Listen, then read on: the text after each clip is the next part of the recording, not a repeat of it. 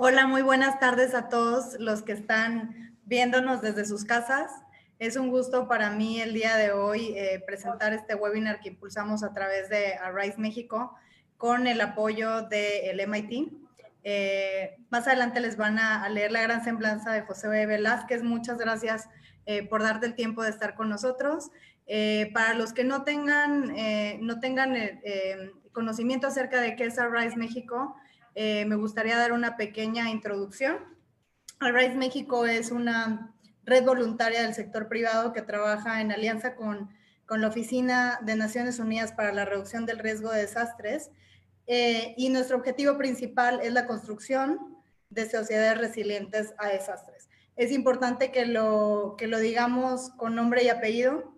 Nos abocamos particularmente al riesgo de desastres porque lo vemos como un factor clave para el desarrollo sostenible, no solo de nuestro país, sino del mundo. Y creo que en tiempos o en situaciones como la que vivimos el día de hoy, ante una pandemia que originalmente se presentaba como un tema epidemiológico, pero que ha ido escalando a ser social y económico, hemos podido sentir en carne propia los efectos y las consecuencias de no prevenir o no estar preparados para hacer frente a diferentes fenómenos, ya sea climatológicos, geológicos, socioorganizativos, o de cualquier otra índole como los epidemiológicos que puedan escalar a ser desastres.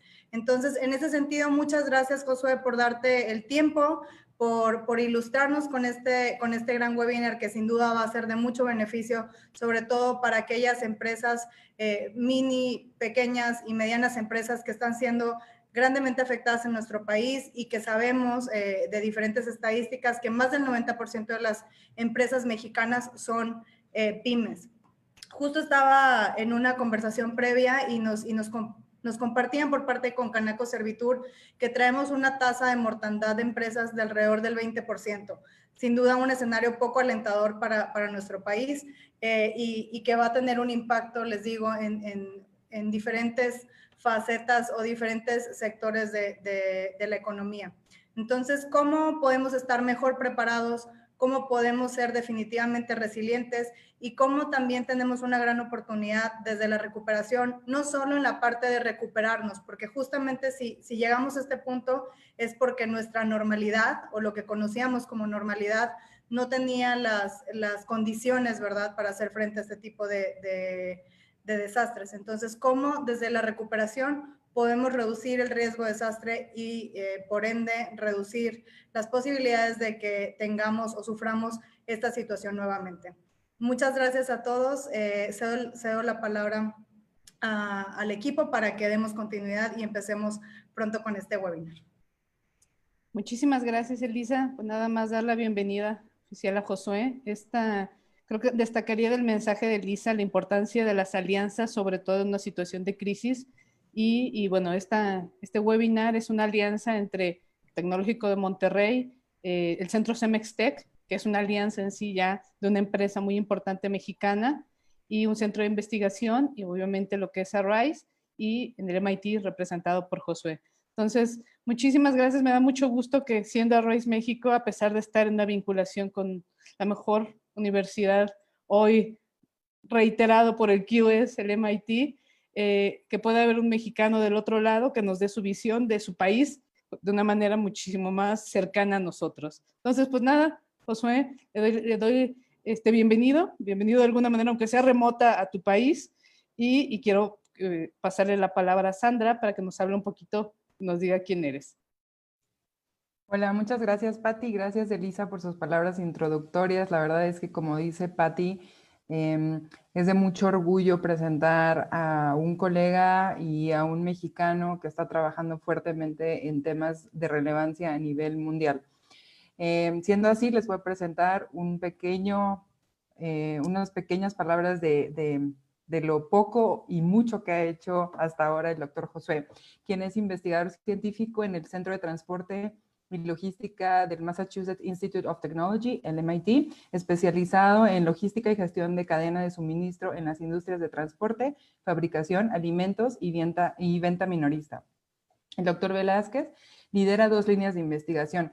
Una tiene que ver con la iniciativa de logística sostenible del MIT, que involucra proyectos de investigación sobre logística verde, patrocinados por compañías multinacionales, con el propósito de mejorar el consumo de combustible y las emisiones del CO2 en las operaciones logísticas.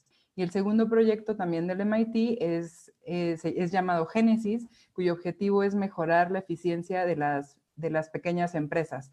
Creo que esto nos lleva a la pregunta trigger para la conversación, Josué, que es, ¿qué haces tú o qué hace el Centro Génesis enfocado a este tema de la continuidad de operaciones, a la continuidad de negocios y de los suministros, sobre todo enfocado a pequeñas y medianas empresas? Nuevamente, muchas gracias. Adelante.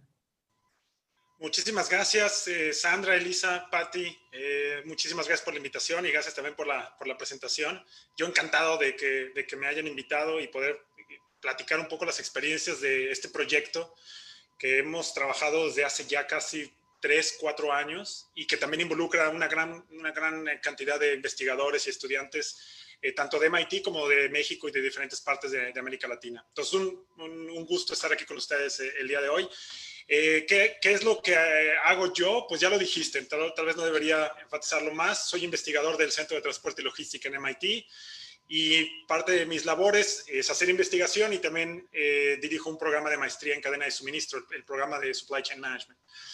Parte de investigación, 2 proyectos, ya dijiste, de sustentabilidad logística, pero a pesar de que ese proyecto es padrísimo, hemos hecho muchas cosas con varias empresas, el proyecto de Génesis, ese proyecto es el proyecto que en realidad lleva mi corazón, así lo diría, ¿no? Es el proyecto que está dirigido particularmente al segmento más vulnerable dentro de la economía básicamente del mundo y que al mismo tiempo está relacionado con el que tiene mayor potencial de generar una diferencia a nivel mundial también.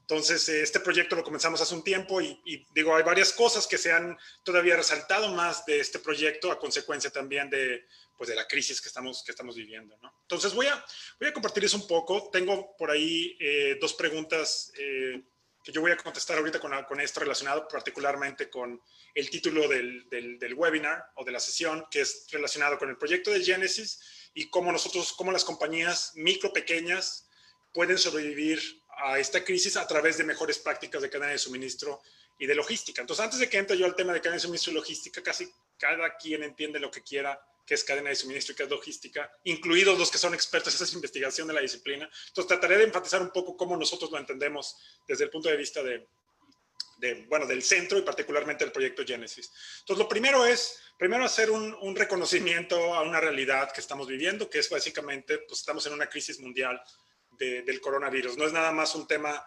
económico, es un tema de vidas y los números han sido muy drásticos casi desde el inicio de esta crisis, afectando básicamente todos los sectores. Hay algunos probablemente que se vieron beneficiados, pero hasta ellos, particularmente el sector salud, de todos modos generó un tema muy grande de escasez que generó impactos muy grandes básicamente en todas las entidades del suministro, básicamente afectando a todas las compañías. Ahora, el caso particular, cuando nosotros lo estamos tratando de entender para el caso de México y de América Latina, bueno, aquí hay un tema un poquito diferente. Hay regiones en donde esta crisis, pues en realidad, por así decirlo, países la manejaron de una manera muy adecuada y por el otro lado vieron los números mucho antes. Y nosotros, básicamente, pues nos tomó probablemente un poco más reaccionar y los números empezaron a generar cosas muy graves ya en las expectativas que daba pues Banco Interamericano, Banco Mundial, haciendo datos duros como los que ven ahorita en estas noticias, ¿no? La recesión que se espera que vaya a tener México y América Latina, la más severa desde la crisis de 2009, ¿no? El desplome de las economías, ¿no? Y bueno, hablaban también de otros, la OECD, ¿no? Hablando de la mayor caída de la actividad económica de la historia. Estas cuestiones, pues desde luego son críticas porque pues cambian radicalmente los patrones de consumo, afectan la economía en temas del dinero y la liquidez. Si afecta también el tema de la liquidez, pues eso va a afectar también que la gente compre menos. Si la gente compra menos, ¿qué son los productos que va a empezar a priorizar? Si los productos que empieza a priorizar empiezan automáticamente a afectar, pues básicamente todas las compañías que están tocando a los consumidores, plus todo lo que está pasando también con los gobiernos y las políticas pues, de distanciamiento social, etcétera, ¿no? Ahora, yo recuerdo, y esto es un dato que probablemente, Patti, tú lo recuerdes, lo presenté en algún webinar unos meses atrás, esto pasó en abril, ¿no? El 3 de abril, yo mostraba un dato acerca de cómo se daba pues, el estimado de me gusta poner el dato de los recursos estimados de salud para cubrir a los enfermos y a los que también están básicamente a punto de morir por consecuencia del coronavirus. En vez de ponerte la gráfica de los muertos, esta se ve siempre muy drástica, pero esta da una idea, ¿no? Entonces, entre más camas necesitas, entre más unidades intensivas necesitas que se ven en estos gráficos, pues eso implica que va a haber, desde luego, un impacto más grande en la sociedad. Y esto en abril, en los datos que reportaba esta página web de varios países, habla del estado de Massachusetts, que es donde estamos ubicados nosotros, y mencionaba un poco acerca de lo que se necesitaba. Estábamos aquí el 3 de abril, entonces apenas venía el crecimiento del pico de los infectados por coronavirus. Y se esperaba que íbamos a alcanzar un pico por ahí de la mitad de abril y después iba a venirse para abajo. Y aquí están los intervalos, ¿no? Y al final se esperaba por ahí que, tomar en cuenta el 15 de abril y tomar en cuenta que a mitades de junio, julio, como intervalo de confianza, se esperaba que se iba a tener ahí una tranquilidad, es decir, las cosas iban a bajar ya, se iban a empezar a abrir negocios, etc. Y los estimados, viendo los datos de México, de América Latina, a mí se me ocurrió decir, bueno, pues yo estimo que en América Latina va a tomar unos 2 meses, a diferencia de aquí, ¿no? Por eso le puse 2 meses. En uno va a terminar ahí, bueno, pues probablemente el 15 de junio, 15 de julio, normalmente por ahí las cosas deben estar normales. Ahora, esto es al día de hoy, esto lo tomé hace una hora de la página. Y se nota básicamente ya aquí en junio, al día de hoy, básicamente se está todo para abajo. Básicamente la capacidad que se tiene es mucho más grande, no va a haber problema y en julio aparentemente las cosas van a estar más tranquilas. Eso es muy bueno para Massachusetts. Pero ahora resulta que México empezó a reportar, entonces ya no tuve que hacer ninguna estimación, sino agarrar los datos de México al día de hoy. Noten que en Massachusetts ya estamos aquí, ¿no? Por aquí, bien bajito. Ahora, en México apenas comienza. No fueron los 2 meses, sino básicamente aquí, ¿no? Estamos en estos días de junio y vean la estimación que se tiene. No estoy mostrando los enfermos ni los muertos, estoy mostrando lo que se necesita de los hospitales, que es exactamente la misma tendencia. Esto implica que la crisis va a pegarle a México, al menos se va a bajar por ahí del 15 de noviembre al 15 de diciembre. Sí se reacciona rápidamente, considerando que se reaccione digamos, de la misma forma en que se reaccionó en Massachusetts. Estamos hablando de que no va a ser el 1 de junio ni el 1 de julio. Bueno, junio ya pasó, más bien 1 de julio, 1 de agosto. No, más bien estamos hablando ahora de que esto va a durar mucho más. Y esto va a implicar que las compañías desde luego van a tener que mirar más a cómo van a tener que mejorar sus prácticas para poder resistir mucho más tiempo un momento de recesión económica. Muy bien, entonces, bueno, hay más, ¿no? Yo miraba el día de hoy noticias y resulta que en Iztapalapa ya hay más casos de COVID-19, más que en 118 países. Es increíble, ¿no? Bueno, ahí viene el tema. ¿Cómo impactará esto a las micro y pequeñas empresas de la región? Y entonces aquí es donde siempre me encanta mostrar varias cosas. Bueno, primero, la evidencia es clara. Si esto va a impactar negocios, pues el 99% de los negocios de México y de América Latina son micro y pequeñas, ni siquiera medianas. Micro y pequeñas, menos de 50 empleados, menos de 10 empleados. Y ya se habla de, básicamente, se va a dar en casos de suministro, en los que son proveedoras automotrices. Se habla también de un impacto en el sector minorista. Por un lado, lo que MIT llama las nano stores, que son los changarros. Estas tienditas empiezan a tomar ya un valor más importante, porque resulta que ahora la gente quiere comprar ahí para no moverse mucho. Y estas tienditas empiezan a ver crecimientos también en sus demandas. Claro, pero también se habla de cambios porque ahora yo no puedo estar comprando todo el tiempo lo que yo quería, sino más bien ahora, ya que va a haber una crisis, yo priorizo y dejo de gastar en ciertas cosas para enfocarme más a lo de la canasta básica. Y como me da terror que me vaya a quedar sin papel de baño, pues entonces voy a comprar un buen de cosas, papel de baño y todo, para tenerlo grande, y entonces me tardo después en ir a comprar. Y entonces esas frecuencias de demanda resulta que pueden matar también a un microempresario. Entonces esas cuestiones empiezan a ser ahora los detalles. Ahora, ¿por qué los microempresarios? ¿Por qué las micro y pequeñas empresas en América Latina? Ya lo decíamos, si vemos aquí nada más en América Latina, en este gráfico de la izquierda, solamente en azul y en gris es las micro y pequeñas empresas, la cantidad de micro y pequeñas empresas en esos países. Eso representa ya el 99% de las empresas. Las medianas, que son ni siquiera se alcanzan a ver en algunos. Ese es el tamaño, nada más para dar una idea. Ahora, ¿por qué yo hablo de micro y pequeñas y por qué no digo pymes? Yo creo que decir pymes es también un supuesto muy grave, así lo diría. ¿Por qué? Porque la diferencia entre una micro y pequeña es enorme comparada con una mediana, enorme. Entonces, si nosotros vemos, por ejemplo, este gráfico, este habla de la productividad laboral de las micro, pequeñas y medianas y también grandes empresas en cada uno de estos países. Aquí el 100%, aquí en el eje vertical, el 100% representa la productividad laboral de una empresa grande en ese país. Y el resto representa la productividad con respecto a esa grande. Lo voy a explicar. Si estoy aquí en Alemania, por ejemplo, una empresa mediana tiene alrededor del 82% la productividad de una empresa grande en Alemania. Si me voy a una pequeña, de 50 empleados, menos de 50 empleados, anda alrededor de un 72%. La productividad laboral de una pequeña es el 72% de una grande en Alemania. Y la micro, que tiene menos de 10, o 10 para abajo, 68, 69, casi 70%. Esto es... Pero ahora vámonos a México, por no irnos a otros, ¿no? Y aquí vemos que México, pues anda en un 15%. 15% de la productividad laboral con respecto a una grande. Y la pequeña, 32, 33%. Y por cierto, entre estas dos, están bien lejos todavía de la mediana en productividad. Y estas dos representan el 99%. Entonces, ya de entrada, es difícil pensar que créditos deberían ir a pymes, más bien créditos deberían designarse en diferente segmentación para favorecer probablemente a los que más lo necesitan, ¿no?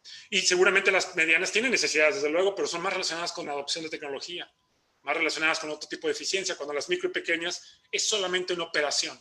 ¿Cómo tengo que hacer una planeación de demanda? ¿Cómo tengo que alcanzar al cliente? ¿Cuánto tengo que pedir? ¿Cuánto tengo que tener en mis inventarios? ¿Cómo debo trabajar con mis proveedores? Son cosas bien básicas, pero que una decisión de ese tipo decide si la empresa se queda ahí el siguiente mes o no. Entonces, bueno, como decía, son la inmensa mayoría, mueven la economía y sus brechas de productividad son inmensas, por lo que también observamos su mortandad es bastante alta. Bueno, entonces yo he mostrado, digo, muchas cosas, como decíamos, no es lo mismo ninguna de estas. Cuando normalmente yo preguntaba en mis cursos de cadena de suministro, imagínate una empresa de retail, una empresa minorista, todo el mundo se imaginaba siempre una cosa de este tipo. Y yo decía, no, la empresa minorista es la que predomina en el 99% de todo el mundo, es esta, es el changarro. Y este, por cierto, representa la demanda más grande para Coca-Cola, para PepsiCo, para Danone, para todas esas empresas de consumo. Aquí venden más que aquí. Así de grande es este mercado en América Latina. Y ahora, cuando nosotros hablábamos de las prácticas, y eso fue lo que inspiró el proyecto, que ahora explicaré Génesis en un momento, resulta que cuando nosotros hablábamos siempre con expertos de la disciplina en cadena de suministro, o estudiantes, o empresarios, y decíamos, ¿puedes darme prácticas para mejorar? Siempre las prácticas están tomadas de las empresas más grandes en los países más desarrollados. Si en este momento hablamos de prácticas de negocio, lo primero que viene a la mente, particularmente en logística, pensarás qué es lo que está haciendo Amazon, qué es lo que hace Procter & Gamble, qué es lo que hace Walmart, qué es lo que hace Dell. Y esos son, por cierto, los ejemplos que vienen en nuestros libros de texto, con los que enseñamos prácticamente en todos los niveles. Cuando el 99% de estas representaron 0.00001% de todas las empresas en el mundo. Y la inmensa mayoría está como de este lado derecho. Entonces hemos observado varias cosas y cuando se han hecho muchos programas de capacitación para microempresarios, resulta que son bastante sospechosos. Cuando se hacen estos programas de capacitación, Banco Mundial reporta esta estadística, dice, mira, cuando hacemos intensive consulting o training, ¿no? Programas de entrenamiento, nosotros observamos una mejora en las prácticas para las empresas grandes de un 40%. Es decir, si yo estuviera dando este webinar a puras empresas grandes, la estadística dice que la mitad, 40% de ustedes se va a ir con mejores prácticas de negocio. Pero si yo lo diera a microempresarios, la estadística dice que va a haber solamente un incremento del 6 al 7%. Dicen, oye, ¿y por qué? Pues porque les enseñamos cosas que no necesitan. No los hemos estudiado. Estudiamos a las grandes y entonces pensamos que a la pequeña le hago una encuesta. A ver, pásame tus respuestas de esto. Yo con esto ya entendí. Te hago una recomendación de lo que tienes que hacer. En vez de recolectar datos por observación, hacer análisis más profundos y tratar de entender que hay unas diferencias enormes, dadas por dónde están ubicadas, dadas por cuál es la densidad, cuál es su cliente. Hay muchas cuestiones tan diferentes que son poco exploradas. Entonces, bueno, parte de las cosas que son preguntas que que platicábamos, Pati, me gustaría que se tocaran, hablábamos un poquito del impacto para las micro y pequeñas. Bueno, para estas crisis, desde luego que hay varias preguntas críticas que los microempresarios se están preguntando. ¿Cómo será el mercado durante la crisis y después? Ahorita, si les digo que va a durar hasta noviembre, ¿qué va a pasar con ese mercado? Y después de ese mercado, las que sobrevivan. ¿Cómo mitigar ese impacto? Es un tema clave en lo que se ha comentado ya de resiliencia y de administración de riesgo. Bueno, en este momento hay un riesgo. ¿Cómo lo mitigo en estos próximos meses? ¿Cuáles son las acciones que en este momento yo debería estar tomando para incrementar mis posibilidades, mis chances de sobrevivir? ¿Y qué nuevas oportunidades habrá de negocio? ¿Cuál es el nuevo plan de acción para volver con fuerza? Son varias cosas. Esto, desde luego, yo no pretendo tocar todo esto aquí, más bien invitarlos con algunas cuestiones que voy a mostrar, pero desde luego, si hay interés más grande de proporcionar información y de que colaboremos, esto también está bastante abierto. Yo estoy aquí con el sentido de colaborar. Entonces, hay varias cosas. No voy a entrar mucho, decía temas de interés y oportunidades que hemos recabado, pero bueno, déjenme presentarles el proyecto de Genesis. El proyecto de Genesis lo tuve la fortuna de fundar esto alrededor del 2016.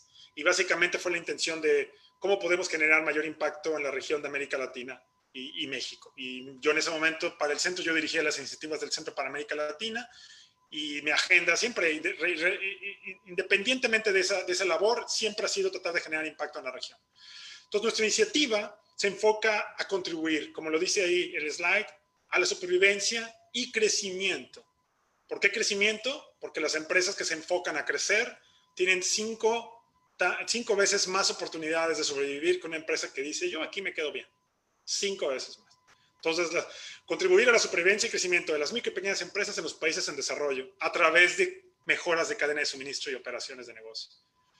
Ahora, este proyecto tenemos más de casi 20 universidades de México y América Latina que colaboran con nosotros. Hemos realizado más de 30 talleres en 9 países, en donde nos hemos reunido en esos talleres con microempresarios y hemos tratado, entre otras cosas, entender cuál es su contexto que los impacta, los retos que enfrentan, tratar de hacer también, hicimos shadowing, hemos mandado más de 500 estudiantes a hacer recabación de datos utilizando parte de nuestra tecnología, que es a través del uso de la Genesis App, la aplicación de Genesis que está disponible en Google Store, App Store o Google Play App Store. Y esto está destinado para el analista que colecta la información y tenemos una plataforma de internet que nos permite mapear en tiempo real dónde estamos tomando datos, cómo se ven esas empresas, dónde están ubicadas, comparativos. La intención de nosotros es enfocarnos a este framework, a este esquema, a este modelo conceptual. Cómo utilizando información relacionada con el perfil de la compañía, de qué sector es, cuántos empleados tiene, cuántos años, etcétera. El perfil del administrador o del dueño. Que es hombre, mujer, edad, nivel educativo, etcétera, relacionado con la adopción de prácticas de cadena de suministro, prácticas esbeltas, prácticas de negocio y hacer un shadowing, decimos nosotros, es decir, un seguimiento para ver cómo el manager está pasando su tiempo y dedica tiempo para ciertas decisiones, cuál es la relación entre eso con el potencial de supervivencia y crecimiento de esa micro y pequeña empresa. Hemos aprendido muchísimo. Este es un proyecto que, comenzamos en 2016, pero formalmente en 2017, y desde entonces hemos crecido mucho en varias cosas que hemos realizado, y mi intención es, desde luego, compartir un poco las prácticas, pero ese proyecto pues, ha juntado varios investigadores, tanto postdoctorales, investigadores dentro de América Latina, de MIT, estudiantes, varios de MIT también de varias partes de toda América Latina trabajando con nosotros. Este es un ejemplo de los diferentes proyectos que hemos realizado pues desde que comenzamos a trabajar con los estudiantes de maestría de MIT, que son parte de los temas que están viendo aquí en el slide, ¿no? De 2018, cómo mejorar supervivencia, después por qué las empresas grandes les debe importar. Las empresas grandes, pues cuando una empresa, si uno analiza la empresa grande, pues al final la empresa grande, cualquier negocio que sea, voy a decir nuevamente el caso de Coca-Cola que yo hablaba, pues este ejemplo de Coca-Cola, ellos entregan en México alrededor de entre el 40 al 60% de su venta, es hacia microempresarios, a los changarros, 40 al 60%. Si los changarros están desapareciendo con tasas, como me ha tocado ver, de 10% de ellos desaparece cada mes y 11% aparece cada mes. Y va creciendo, sí va creciendo, pero la dinámica de desaparecer me afecta para que yo en mi logística, ¿cómo les entrego? Ahora tengo que buscar nuevos. tengo que establecer nuevas mecánicas para suministrar mi producto. Bueno, esos son costos. Hay mucho costo relacionado para las empresas grandes que está relacionado con la supervivencia de las micro y pequeñas. ¿Qué prácticas se deben priorizar? Particularmente ahora que estamos en la crisis, ¿a qué debería yo ponerle mi recurso? ¿Cuáles son los patrones de comportamiento? Relacionado también con liderazgo, ¿no? El impacto del género, ¿no? Hemos observado que las empresas, microempresas administradas por mujeres, 10% mayor adopción de prácticas de eficiencia, mayor chances de sobrevivir. Pero hay que entender por qué. Y eso es lo que hay que tratar de comunicar, ¿no? Y evolución. Hablábamos un poco, esto es una tesis de un estudiante del TEC de Monterrey de maestría, que se graduó, por cierto, ayer o antier. La evolución de los pequeños minoristas, de las nano stores y su efecto también para la cadena de suministro. Entonces hay muchas cosas. Yo creo que me estoy tomando bastante rato. No sé si a lo mejor le paro yo un poco aquí y me hacen preguntas, pero hice un poco, tengo ahorita material mostrado de recomendaciones muy claras de lo que se le podría hacer a un microempresario para que en estos momentos pudiera incrementar sus oportunidades, pero me gustaría que tuviéramos la conversación, Pati, no me gustaría solamente que yo me tomara el micrófono. Yo te estaba escribiendo que ibas muy bien, Josué, y más cuando dijiste que las mujeres, las empresas, las microempresas eran dirigidas por mujeres, eran más eficientes. Me sentí muy satisfecha. Entonces yo dije, va perfecto, va perfecto. Pero si quieres, vamos con el tema de las preguntas un poquito. Y a lo mejor si hay alguna pregunta que requiera algún apoyo más de tu presentación, sin problema podemos regresar, ¿no? Este es un webinar en el que tratamos también de que sea muy flexible, como un poco vayan surgiendo las preguntas. Entonces, si quieres, arrancamos con la primera pregunta. Daniel. Claro. Hola, José. Bueno, muchísimas gracias por todo lo que nos compartiste. En general, me pareció bien interesante todo el tema que marcaste en la diferenciación entre las empresas, entre las nano, las pequeñas y las medianas. Y te quería preguntar respecto a eso y obviamente el tema de emergencia que tenemos hoy en día. Y lo voy a poner un poquito más puntual, ¿no? Creo que dijiste algo bien importante. No les estamos dando no les estaban dando a las nano y a las pequeñas empresas lo que necesitaban porque a lo mejor no las entendían. Todo este tema, por ejemplo, de cadena de suministro, o sea, ¿cómo le explicas hoy a una nanoempresa, a una pequeña empresa, qué es la cadena de suministro y cómo esta crisis le está afectando? Muchas gracias, Daniel. No, al contrario, yo encantado. Como te decía, qué buena pregunta. Mira, normalmente para explicar cadena de suministro es bien simple. Si nosotros pensamos en este momento, por ejemplo, mi suéter, que estoy muy orgulloso, fue un regalo de mi esposa. Este suéter, la estadística dice que el suéter ha viajado más de lo que yo voy a viajar durante toda mi vida. Y no es porque la crisis se va a quedar por siempre, no voy a poder moverme de la casa, ¿no? Y tampoco es porque no he viajado, ¿no? Afortunadamente el proyecto y otros compromisos me han hecho que conozca, ¿no? Que me mueva. Pero de todos modos, ¿por qué se da esto? Bueno, resulta que cuando uno analiza este producto, uno pensar en ese momento, a ver, cuando mi esposa lo fue a comprar a donde sea, a una tienda, hay una persona detrás. Tú imagínate, va mi esposa a Anaquel, hay una persona detrás que decide ¿dónde voy a poner el suéter? ¿No? ¿Cuántos suéteres de estos debería yo haber pedido? ¿Y cuántos debería tener en inventario para garantizar que cuando llegue la esposa de Josué, el suéter va a estar ahí? Va a haber alguien que va a decir, ¿desde dónde lo tengo que pedir? Así, ¿desde dónde lo tengo que pedir? ¿A qué proveedor? ¿Qué tipo de negociación tengo que hacer con ese proveedor? Cuando el proveedor decide, el proveedor también toma en cuenta la demanda y también dice, ¿a qué centro de distribución lo tengo que asignar? ¿Cuánto tengo que poner ahí de recurso? ¿Qué tipo de transporte voy a utilizar? ¿Lo voy a mandar por barco? Aunque tome tantos meses, ¿lo voy a mandar por avión? Y cuando te vas hacia atrás, ¿desde dónde se va a extraer? Porque eso está hecho de algodón, probablemente de cashmere, quién sabe, ¿no? Bueno, pues esos materiales se extraen de algún lado. Y alguien decide desde dónde lo voy a extraer, dónde lo voy a juntar, dónde lo voy a ensamblar, dónde le voy a poner el color. Después cuando dicen, lo voy a mandar acá, entonces de repente te das cuenta, cuando te vas hacia atrás de la cadena, le llaman el upstream de la cadena de suministro, te das cuenta que hay tantos procesos que pasaron. Todos esos procesos son procesos de cadena de suministro. Y nadie toma esas decisiones para perder dinero. Todo el mundo hace eso de la manera de cómo le exprimo para hacerlo con el menor costo, pero garantizando que la esposa de Josué cuando vaya por el suéter va a encontrarlo y va a decir, es lo máximo, ¿no? Esas decisiones, hay decisiones de planeación de la demanda, manejo de inventarios, la carga de órdenes hacia proveedores, selección de proveedores, ¿no? Hay temas relacionados con segmentación de los clientes, temas de producción. Bueno, todas esas decisiones es lo que nosotros conocemos como administración de la cadena de suministro. Entonces, cuando tú alineas esas decisiones con todas las entidades, es cuando tú estás buscando una eficiencia que va a ser global, más que solamente enfocarte en un tipo de operación. Entonces, eso pues habla básicamente de la relevancia del tema, y pues ahora pues podemos estar virtualmente hablando, pero nadie de nosotros va a comer virtualmente viendo un pastel. Bueno, vestirte puedes quedarte como tú quieras en casa, pero hay detalles que requieren siempre movimiento de materiales. Como quiera, las cosas se mueven y siempre va a haber movimiento, y siempre que hay movimiento tiene que haber un transporte, y siempre que hay transporte tiene alguien que decidir cuánto y esas frecuencias. Bueno, todo eso es cadena de suministro, y esto se enfatiza mucho más cuando tú tienes una crisis como la de ahora, donde la movilidad está restringida, los productos están escasos porque la gente o pidió mucho o poco, y ahorita los colegas están trabajando cómo trabajar con la variabilidad que se ha generado de la demanda, cómo mover productos que son prioritarios o no. Y esas cuestiones, todos esos son decisiones de cadena de suministro y logística. ¿Cómo hacer eso para afectar a la menor cantidad de la población? Y ahorita un microempresario, pues básicamente, ¿cómo te tienes que enfocar? ¿Qué decisiones son prioritarias en este momento? ¿Deberías irte por todos los clientes? Si en este momento tú eres un restaurante y te cerraron, ¿deberías tú buscar entregar a domicilio a todas las regiones, ofrecer los mismos productos, ofrecer menos? Si te enfocas a menos, ¿cuáles serían esos?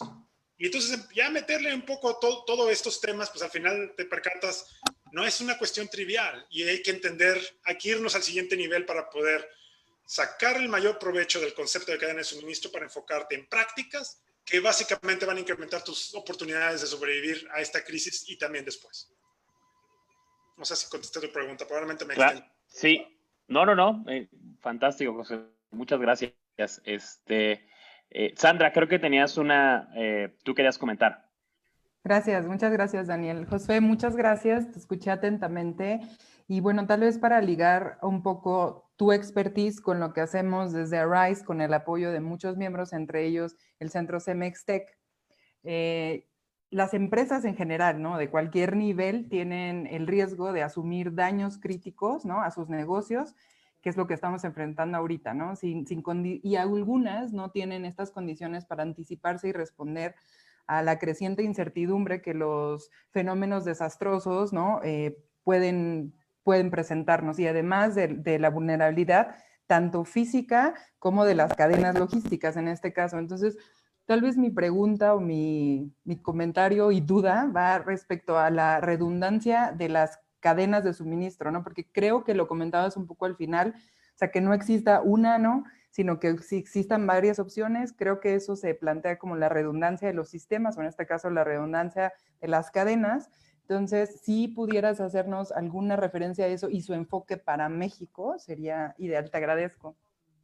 No, al contrario, Sandra. No, es una muy buena pregunta. Hay temas muy diferentes, así lo diría, ¿no? Cuando uno habla y ustedes son expertas de risk management, de resilience, ¿no?, cuando hablabas de cómo generar redundancias para poder protegerte en casos de crisis, normalmente esos temas son bien complicados, básicamente porque cuando uno hace redundancia, hace lo que le llamamos nosotros, en inglés decían el backup, facility, backup, inventory, o sea, tú creces ciertas capacidades y generas esa redundancia para esperar nunca utilizarla, ¿no? Eso es solamente en caso de la crisis. Entonces, esto es así como cuando uno paga por un seguro médico, ¿no? Y entonces tengo que tener un seguro médico en caso de que me enferme, sí, pero si no te enfermaste, porque tú compras el seguro con la intención de no enfermarte nunca, pero si no te enfermas nunca, entonces fue un mal negocio, porque invertiste en algo que no te redituó.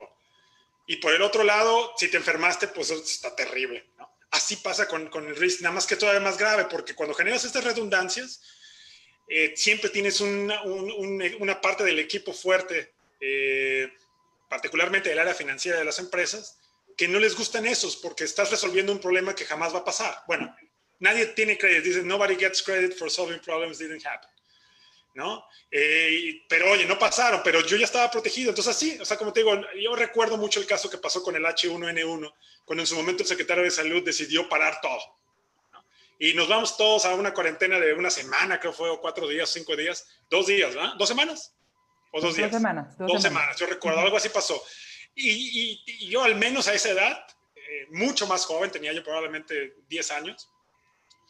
En esa edad yo recuerdo, no, claro que no, pero no, era joven, no recuerdo cuánto, 20, pero en esa edad yo lo que recuerdo es que tú pensabas, no, pues qué exageración, es una exageración porque estamos haciendo esto y cuánto la economía perdió por esos días y le dieron con todo. Ahora, imagínate que se hubiera salido de proporción. Entonces, ¿cuándo le das el crédito? Nunca, porque si se fue de proporción, entonces pierdes. Y si lo contuviste, nunca sabemos si fue por tu decisión. Así me pasa. Entonces, digo, yo sé que me estoy extendiendo un poco, pero desde luego que hay decisiones. Cuando uno estudia la cadena de suministro para empresas ya grandes, ¿no? que tienen la intención de tener una influencia muy grande en toda la cadena. Estoy hablando de un Walmart, estoy hablando de esas empresas grandes que ellos deciden cómo el proveedor se va a comportar y casi que le van a dar al cliente. Tienen así un control muy grande, un poder muy grande. Bueno, ahí entender las vulnerabilidades de la cadena es crítico. Entender particularmente en micro y pequeñas y medianas, en este caso. Todas estas son empresas que normalmente tienen una vulnerabilidad más grande. ¿Cómo poder generar más capacidad? Ya sea a través de mejores negociaciones, de una transferencia de tecnología a conocimiento, o simplemente generar una lista más grande de potenciales proveedores clientes. O sea, hay cuestiones que en cadena de suministro hay varias prácticas que se han visto. Cuando hablamos de inventarios, también se generan negociaciones. Por ejemplo, yo genero una negociación con un proveedor muy grande y yo sé que mi proveedor me va a abastecer por un año de esta manera, pero voy a pagarle un poco más para que el proveedor tenga la capacidad de que si yo estoy en una situación de que tengo que cerrar una planta o un link de la cadena se rompió o algo pasó, me pueda reaccionar en cuestión de 1 o 2 semanas y me pueda suministrarlo de la otra planta. Y solamente construir esas capacidades, construir la cadena más ágil, pues son cosas que desde luego siempre hay un trade-off. ¿Cómo analizo cuánto nivel de servicio me va a garantizar esa capacidad? ¿Cuánto me está costando? Y es un arte. Si tú me preguntas, hay muchos modelos matemáticos que he visto, mucha modelación estocástica. Eso, no, nada contra ellos, pero normalmente hay muchas cosas que escapan del control. La probabilidad de que un evento de disrupción pase, la probabilidad de que esto pasara es 0. 0. Y entonces uno no tiene que predecirlo, lo que tiene que hacer es prepararse la manera de entender sus vulnerabilidades. Ok. A ver, bueno, yo voy a preguntar, ¿innovar, renovarse, innovar o emprender en este momento? ¿Cuáles serían las recomendaciones básicas para esa circunstancia? Bueno, esa nos llegó de Facebook. Hay gente que está muy... Brillante pregunta. No, si tuviera esa respuesta, pues no, se arregló. Eso es, me encanta. Esa es la respuesta que todos los académicos siempre decimos. Depende. Ya con eso me salvé. No, es muy complicado. El tema es, por un lado, yo como lo visualizo, y tengo mi lista de recomendaciones al final, me gustaría mostrar unos 5 minutos un par de slides, pero una es, en este momento, dependiendo del giro de mi empresa, se sabe si hay mucho potencial o no. O sea, por ejemplo, ya dijimos, si estamos en un mercado detallista y eres una pequeña empresa, un changarro, es muy probable que tu demanda va a crecer. Es muy probable. Vas a tener variabilidades. O sea, va a crecer en unos momentos, va a bajar, va a crecer, va a bajar. Entonces, enfocarte en el efectivo es crítico. Si te quedaste sin efectivo, no hagas inversiones de ese tipo. Entonces, empiezas en este momento a generar prácticas, mover los artículos que te generan mayor efectivo, pero no mayor en cantidad, sino más rápido. Entre más rápido, no el que me genere más ganancias, el que me genere más rápido dinero para que no pierda, porque tenerlo en una semana a que me llegue a final de mes porque tengo que pagar a proveedores y a clientes, eso puede dañar muy fuertemente. Entonces, de entrada yo empiezo a hacer prácticas internas. ¿A qué productos me enfoco? Genero mi plan de prioridad de clientes, plan de proveedores, negocio con proveedores para que me ayuden a pagarles después, sobre todo los más grandes. Trabajo con clientes para recibir dinero rápido, particularmente esto. Y entonces alineo mis prácticas de cadena de suministro para que yo tenga ahorita mayor efectivo. Bueno, oye, ¿que va a bajar? Va a bajar. O sea, nadie empieza la crisis con su empresa normal y de repente todo es normal. No, va a haber menos. Entonces vas a tener que aguantar los golpes. Y ahí vas, ¿no? Oye, segundo, hay oportunidades, hay clientes. Por ejemplo, yo me encantaría que pudiera venir alguien a cortarme el pelo. Bueno, no hoy, porque ya me lo cortó mi esposa y no quisiera decir nada en su contra. Pero cuando andaba uno como lobo, pues uno quería, ¿quién me puede dar esos servicios? No existen. Hay productos que en este momento yo quisiera comprar. Quisiera el mezcal de maracuyá que Pati siempre me regalaba. ¿Dónde lo puedo conseguir? Nadie lo puede dar, ¿no? De repente hay detalles de una demanda que se empieza a generar que la gente todavía no lo ve y que a lo mejor tu negocio podría servir para eso. Hay muchos que ya cambiaron. Rápidamente hay unos que dijeron, mira, los hoteles vamos a hacerlos para... Eso lo hizo el gobierno, al menos aquí en Estados Unidos. Vamos a hacerlos todos que sean camas disponibles para incrementar la capacidad en caso de coronavirus. Otros dijeron, yo cambio lo que voy a vender de assortment y ahora me voy a enfocar solamente a productos de higiene y me voy a enfocar solamente a traer máscaras y las voy a empezar a fabricar y ya hice un giro. Entonces, no sé cómo le llamarías a eso, pero es desde luego una innovación para rápidamente captar un mercado que lo necesita. Pero entender básicamente, en este momento, enfocarte a esos clientes, a esas nuevas demandas, hablar con ellos y que tú puedas servirlos rápidamente. Muchos yo he visto que otros dicen, me voy a ir voy a empezar a ofrecer todo a domicilio. Listo. Pero de repente hay productos que te generan esto o que tardan mucho en generarte ganancia que se lo vas a ir a entregar nada más porque quisiste hacerlo. No, prioriza, entiéndelo y enfócate también a productos que a lo mejor te necesitan pequeños cambios o que tú tienes acceso a otro tipo de assortment, a otro tipo de materiales que pueden generar mayor demanda ahorita. Entonces hay un tema ahí también de generar una demanda, más bien de generar mayor ganancia o más efectivo a través de una nueva demanda que se generó a partir de la crisis. Hay mercados que se ayudaron. Oye, y la última, emprender, pues también, o sea, si al fin, imagínate yo lo que veo, particularmente con el tema de lo digital y lo de internet. Ya ahorita, yo no sé cuántas cosas empiezan a existir, pero si alguien empieza a sacar productos relacionados con cómo conectar mejor a la gente para tener sus fiestas virtuales, si hay alguien que empieza, yo qué sé, a servir también, no solamente para conectar, por ejemplo, a través de la plataforma, siempre se ha querido hacer y nadie lo ha podido hacer en gran escala. Conectar en una plataforma tecnológica solamente a cierta demanda de pequeños changarros, sigo insistiendo en lo mismo, o de restaurantes, cómo consolido para poder ofrecer, o cómo empiezo a traer, por ejemplo, ahorita uno pide, incluso aquí en Estados Unidos, uno pide usando Uber Eats y de todos modos no te lo entregan a veces aquí, los mercados no existen. Bueno, ¿qué pasa si de repente empiezo a traer más eficiencia a la logística, más demanda? No sé, hay muchas cosas ahí. Va a haber, por cierto, y aprovecho, un hackathon que mi colega ahí, Chris Mejía, que es el líder de las iniciativas del Centro para América Latina, va a haber un hackathon para ver cómo podemos innovar para poder ayudar en diferentes temáticas relacionadas con esto. Porque hay una oportunidad, desde luego, de hacer nuevos negocios. Habrá que ver de qué se va a hacer emprendimiento. Si tu emprendimiento del que hablas es solamente ofrecer lo que ya estabas ofreciendo, desde luego no lo hagas. Si lo que tú haces tiene un potencial de captar un mercado que hasta ahorita es oculto, eso te va a generar una ventaja competitiva grandísima, ¿no? Yo, otra cosa, soy un fan del ajedrez, como a lo mejor Pati ya sabe. 40% de incremento en el uso de las plataformas de Internet. Torneos ahora, oficiales a través de Internet. Y la gente empieza a pagar y empieza a ver, porque pues, no te puedes quedar todo el tiempo sin hacer nada. Entonces, ¿cómo captar eso? Esas son también muchas oportunidades, desde luego, de emprendimiento. Pero bueno, esa es una pregunta que es difícil de contestar. Estoy dando solamente intuiciones. Tengo cero investigación de lo que acabo de decir. De lo primero, sí, de lo de efectivo. De lo último de emprendimientos, probablemente hablar con Arise y con Pati seguramente es mucho más conveniente. No, José, fíjate que hoy curiosamente hablaba de manera como muy cotidiana con mi mamá sobre una nueva profesión, ¿no? Que generó la cadena de suministro hoy en la contingencia, ¿no?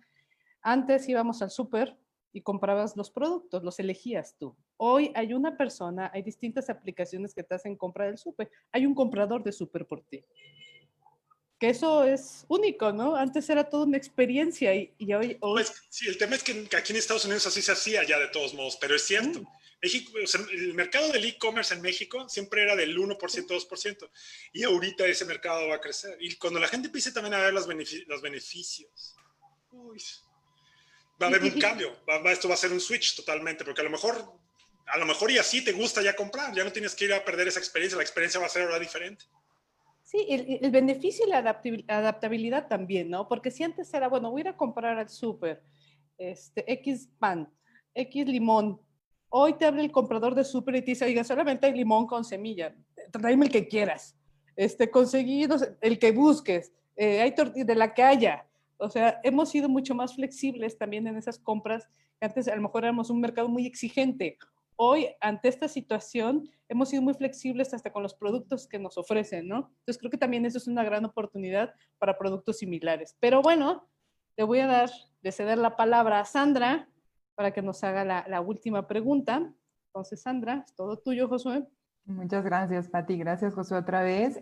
Bueno, creo que la pregunta más bien va relacionada con los puntos del último slide que vas a presentar, porque la pregunta es, ¿qué consideraciones son claves pues para que las empresas puedan sobrevivir este periodo, ¿no? Ya no solo considerando las micro, como bien nos comentaba, sino las pequeñas, ¿no?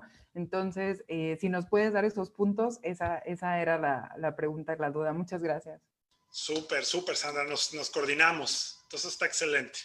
Miren, yo tengo aquí, este es un slide que se lo robé a uno de mis antecesores, el que era el director anterior de la maestría, doctor Bruce Arntzen, se retiró. Y bueno, él es un experto en resilience, risk management y recession. Cómo hacer mayor, le llama preparedness for recession a las compañías. Y este slide así lo dice. Decía, mira, en el momento de una recesión, el efectivo es el rey. Y esto es un ejemplo de una cadena de suministro. Todo esto, la cadena de suministro, con clientes, productos terminados, compañías, empleados, suministros, costos fijos, todo tiene dinero. Es un flujo de efectivo, un flujo financiero brutal. Entonces, esto en este momento se vuelve lo prioritario. Yo comentaba, prácticas que van para todas las empresas, construye tu plan prioritario. Plan prioritario. ¿Cuáles son tus clientes prioritarios? ¿Cuáles son tus proveedores prioritarios? Y empieza a entender, nosotros tenemos un enfoque que se enfoca, más bien un modelo que se enfoca, en inglés le llaman el Cash Conversion Cycle, el ciclo de conversión de efectivo. Y esto es, yo creo que lo más relevante en estos momentos. Uno, entender el ciclo de conversión es, cuando yo estoy moviendo mis productos y mantengo mis inventarios, ¿cuánto tiempo me tardo de que yo estoy haciendo esas compras hasta que yo recibo ya el dinero y es dinero que se quedó conmigo? El ciclo de conversión en efectivo tiene varios componentes, ¿no? Yo decía uno, vamos a hablar primero de los escenarios. Si la microempresa ya está batallando con finanzas, la crisis ya solamente te va, bye. Pero si ya eres rentable, es un problema, dijimos, de enfocarte al efectivo en el plazo que dura esta crisis. Supervivencia y existencia. Mira, esa es la manera en que se calcula.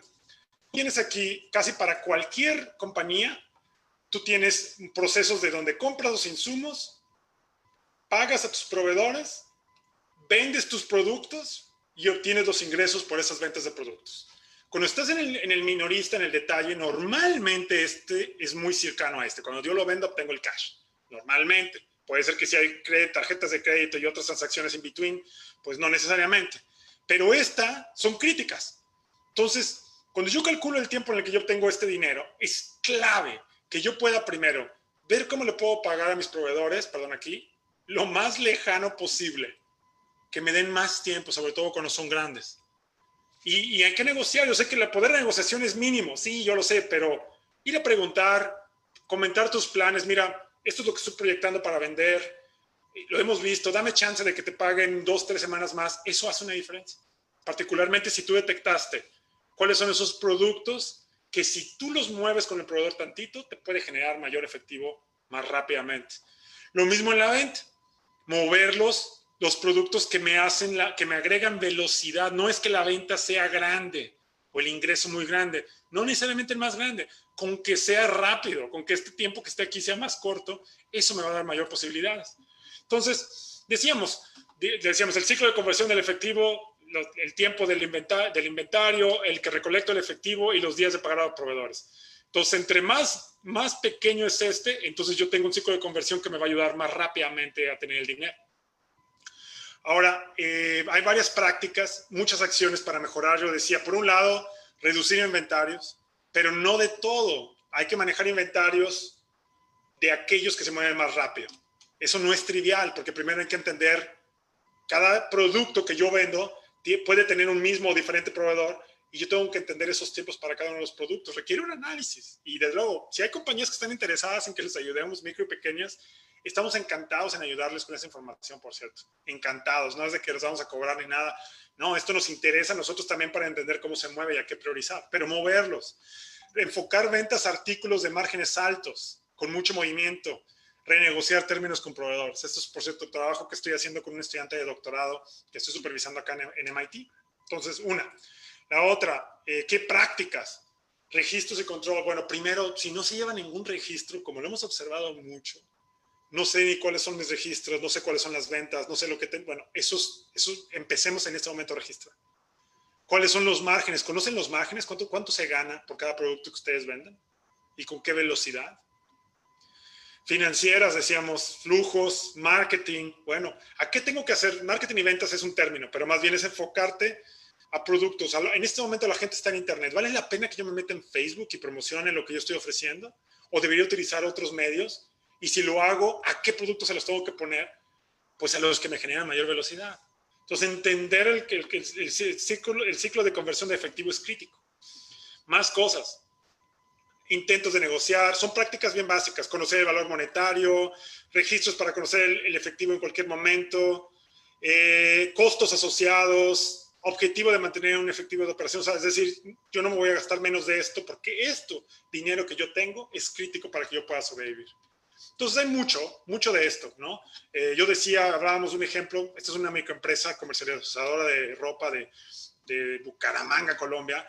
Nosotros trabajamos con varias empresas de ellos recientemente con 2 estudiantes de maestría y mostraba yo, por ejemplo, esto, ¿no? Cómo se tomó una decisión de pedir mucho al inicio y se contaba con una venta que de repente se vino para abajo, así como se ve. Esta es la posición del inventario, este es el efectivo. Y el inventario nunca bajó. ¿Por qué? Porque se vino la crisis. Esto que se ve aquí es la época de cuarentena. ¿Por qué? Porque básicamente es esto, sin explicar mucho en el gráfico. Si una empresa decide pedir mucho ahora, porque digo voy a tener economías de escala, es decir, me sale más barato porque me dan un descuento si pido ahorita mucho. Uy, eso es lo más riesgoso. Porque el riesgo de que esto vaya a salir, pues lo vimos aquí. Ahora, ¿qué prácticas nosotros recomendamos? No, pide una frecuencia no más de comprometer 2 semanas de tu efectivo, por ejemplo. Si esta empresa hubiera hecho esa recomendación al inicio, ahorita estaría casi tablas, casi tablas. Oye, ¿le pegó? Pues sí le pegó, porque es inevitable, pero no hubiera quedado con números tan grandes y con un inventario tan alto que nunca se movió. Entonces, hay muchas cuestiones. Yo no me acuerdo qué tantas cosas hemos hecho, pero hemos analizado, por ejemplo, también en 3 años empresas, tanto que han decrecido en los últimos 3 años como que han crecido en los últimos 3 años. Y hay prácticas que son similares. Es decir, todas estas empresas que han crecido en los últimos 3 años han hecho cosas similares y las que han decrecido han hecho cosas similares.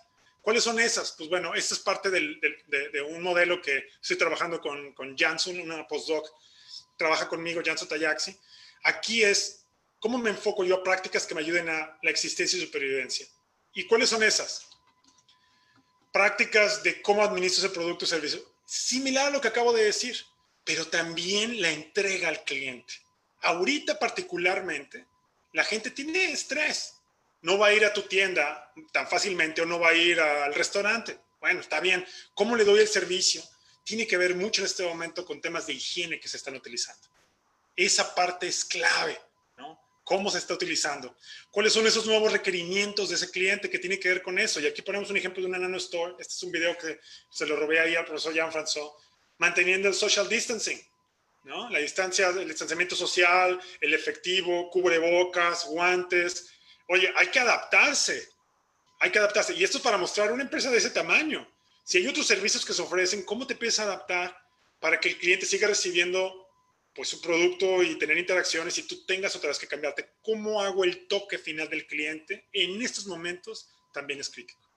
Entonces, bueno, yo quería concluir también esto. Este es las cuentas, bueno, el proyecto de Genesis.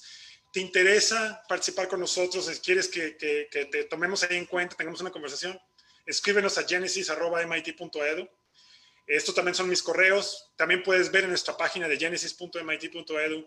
Puedes ver ahí, tenemos manuales, tenemos guías de recolección, recomendaciones, muchas cuestiones que probablemente les pueden servir. Este sería un buen momento para darle una vuelta y a lo mejor hay cosas que pueden encontrar ustedes también ahí de valor. Y eso sería todo. Hay muchas cosas, desde luego, que mostrar, pero pues no es la intención tampoco, ¿no? Y si al final a alguien que le interesa más conocer cómo podemos utilizar más este ciclo de conversión, más prácticas, escríbanos y encantados, también a través de ustedes, desde luego, y podemos meterlos también, sumarlos al proyecto de Genesis y ayudarnos.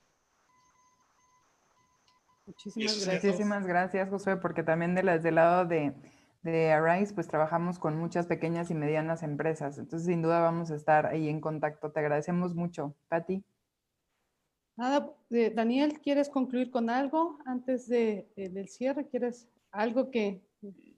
Yo tengo muchas preguntas y ganas de saber más. Entonces, yo me quedo con ganas, por ejemplo, de saber más sobre el tema de qué pasa en las empresas que se dedican a los servicios únicamente, digo, desde la parte de arquitectura, arte, diseño, pues todas estas empresas creativas y demás, cómo se van a acomodar a todo esto, pero yo, si quieres, ya lo podemos ver en otra ocasión. Entonces, la verdad es que creo que salí con más dudas que respuestas. Eso me gusta porque significa que el cerebro giró mucho. Y nada, agradecerte muchísimo, Josué. Ojalá nos veamos pronto. Y nada, de verdad, que el proyecto que están desarrollando, sobre todo para el rol de América Latina, creo que es bien pertinente y más en estos tiempos, ¿no? Entonces, felicidades y muchísimas gracias. Al contrario, Daniel, encantado de que sigamos la conversación. Qué gusto que saliste con más dudas. Espero que no sean porque no expliqué nada. No. Pero bueno, no, encantado. Mil gracias, Daniel, encantado. Un gustazo. Y nada más aquí en Facebook, Diana Urquiza, Grupo Dianita. Santafeño, te manda muchos saludos. Mándale un abrazo. Textual, saludos a Josué, lo extrañamos mucho. Entonces, yo también los extraño mucho. Un abrazo fuerte, Diana. También un abrazo a Mijael también. Y que sigan haciendo cosas increíbles ahí en Ingeniería en Producción Musical. Muchísimas gracias, Josué. No, dinos, ahí por nuestra parte, bueno, simplemente darte las gracias. Yo voy a dejar al cierre que lo haga Elisa, pero darte las gracias. Siempre yo soy una convencida que los grandes cambios empiezan por las personas y la relación que se tiene con ellas. Entonces, es un gusto siempre poder, encontrarnos en muchas facetas, en muchos lugares, en muchas circunstancias, y así como hoy estamos aquí en Arise contribuyendo a que nuestras empresas puedan salir más fortalecidas de la crisis, más resilientes. Yo estoy segura que mucha gente que te va a ver o que te está viendo, esto se va a grabar y se va a quedar para que otras personas tengan la oportunidad de seguir observando o viendo la conversación que tuvimos hoy, pues puedan generar estas nuevas redes de trabajo y de colaboración. Entonces, de nuevo, muchísimas gracias por tu disponibilidad, por tu tiempo, por tu carisma. Estoy segura que no será la única vez que te vamos a ver en Arise. Y bueno, pues un gustazo verte, Josué. Entonces, le cedo la palabra a Elisa para que cierre hoy nuestra dinámica. No, hombre, pues yo coincido ahí con Pati. Reiterar, Josué, nuestro agradecimiento por esta gran ilustración. Creo que es un tema sin duda base, no es coincidencia que para nosotros en la estrategia 2020-2021 las pymes son una de las prioridades para Rise México. Creemos que es uno de los eslabones de la cadena que tenemos que fortalecer mucho más, incluidas, por supuesto, las microempresas, ahora que lo vimos contigo, y el gran impacto que tienen de manera transversal con toda la cadena del sector privado. Entonces, seguramente no va a ser la última vez, como dice Pati, que vamos a estar contigo. Vamos a seguir comunicándonos para ver qué podemos impulsar para aumentar la capacidad de resiliencia del sector privado y por ende de las comunidades en México. Es un orgullo tenerte como líder de proyecto, tener un mexicano como líder de proyecto en el MIT, que lo reitero por parte de Pati, la casa de estudios número 1 a nivel global. Entonces, seguramente vamos a buscar una colaboración con ustedes y muchas gracias por darte este tiempo, por ilustrarnos a todos acerca del rol de las MIPYMES en el desarrollo del país. No, al contrario, mil gracias, Elisa, por la invitación, Pati. Siempre un gusto encontrarte. No, ha sido un gusto esta conversación y es siempre inspirador encontrar también gente como ustedes que están haciendo cosas por México y ayudando desde luego a los sectores más vulnerables. Entonces yo encantado de sumarme también a su iniciativa y que vengan muchas más cosas que podamos trabajar juntos en el futuro. Pero muchas gracias. Muchas gracias y muchas gracias a todos y todas las personas que estuvieron escuchando esta conversación. Esperemos que se hayan quedado con ganas de mucho más, de explorar mucho más este tema y por favor no duden en contactarnos también en info@arise.mx o a través de nuestras redes sociales en caso de que tengan en caso de que tengan dudas o alguna curiosidad respecto al tema que les podamos apoyar. Gracias a todos. Buena tarde. Hasta luego. Adiós. Adiós. Gusto. Bye. Chao.